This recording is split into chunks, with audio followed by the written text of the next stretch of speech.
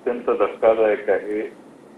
क्रूरता किती असावी याच्या सर्व हद्दी या लोकांनी पार पाडलेल्या दिसतात आणि प्रचंड मोठ्या यातना संतोष देशमुख यांना मृत्यूच्या पूर्वी झालेल्या दिसतात आणि ज्या पद्धतीनं बाकीचे सगळे फोटो आहेत जे मी ऐकलं ते बघितलं तर संतोष देशमुखांचा मृत्यू झाल्यानंतरही या लोकांनी ज्या पद्धतीनं त्यांच्या डेड बॉडीच्या बरोबर वर्तणूक केली ती तर आपल्या सगळ्यांना धक्कादायक आहे।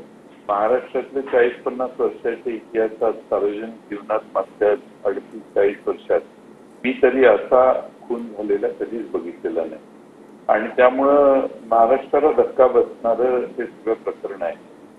कशामुळे खून झाला यापेक्षा कसा झाला याला आता जास्त महत्व निर्माण झालेलं आहे आणि ज्या पद्धतीने खून झाला तो अत्यंत धक्कादायक आहे आणि महाराष्ट्राला लक्षात आलेलं आहे कशा प्रकारे गुंडगिरी महाराष्ट्राच्या ग्रामीण भागात आहे।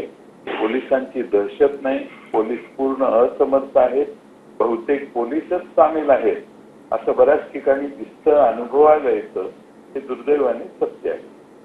मात्र जयंत पाटीलजी, अधिवेशन सुरू आहे, सरकार यावर काय उत्तर देणार त्यापेक्षा आपण उद्या सरकारच्या दरबारी सरकार समोर हे फोटो दाखवून सरकारकडून याचं उत्तर अपेक्षित आहे आम्हाला, संपूर्ण महाराष्ट्राला, की सरकार आता एकीकडे न्यायालयीन प्रक्रिया सुरू राहील पण सरकार या अशा प्रकारची गुंडगिरी दादागिरी कमी करण्यासाठी खास करून बीड जिल्ह्यामध्ये असेल किंवा संपूर्ण महाराष्ट्रामध्ये असेल सरकार आता काय पावलं उचलणार हे आपल्या माध्यमातून उद्या आम्हाला जाणून घ्यायचं आहे।